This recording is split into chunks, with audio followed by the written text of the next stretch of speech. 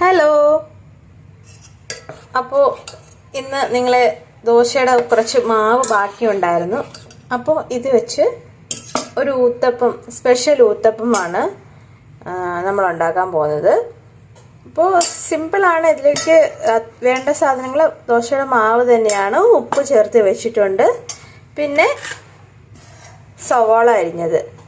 നിങ്ങൾക്ക് തക്കാളി വേണമെങ്കിൽ ഓപ്ഷനിലാണ്, ചേർക്കാം. ഞാൻ തക്കാളി ചേർക്കുന്നില്ല. മുളക് വേണമെങ്കിൽ എരിക്ക് അതും ചേർക്കാം. പക്ഷെ ഞാൻ അതൊന്നും ചേർക്കുന്നില്ല. സവാള മാത്രമാണ് ഉപയോഗിക്കുന്നത്. ഈ മാവിലോട്ട് ഞാൻ ഈ സവാള അരിഞ്ഞു വെച്ചത് ചേർക്കുകയാണ്. ചേർത്ത് ഇതിനെ നന്നായി ഇളക്കി യോജിപ്പിക്കുക. ഉപ്പ് ചേർത്ത് വെച്ചിട്ടുണ്ട്. പിന്നെ പാൻ ചൂടാക്കി അത് ചൂടായി വരുമ്പോഴത്തേന് ദോശമാവ് കോരി ഒഴിച്ച് നെയ്യ് ഒഴിച്ച് നമുക്ക് ഇതിനെ എടുത്ത് കഴിക്കാവുന്നതാണ്.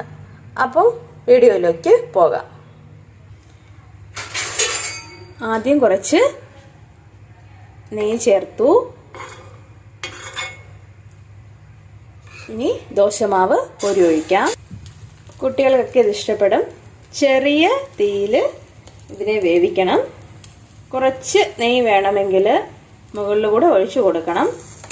ചെറിയ തീയിൽ വേവിച്ചെടുക്കുക. അപ്പോൾ ഇത് ഏകദേശം വെന്ത് വന്നിട്ടുണ്ട്.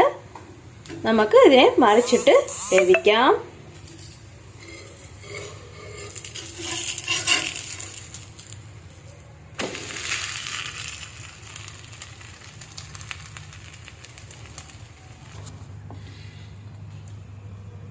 അപ്പോൾ ഇത്രയേ ഉള്ളൂ. റെഡിയായി കഴിഞ്ഞു.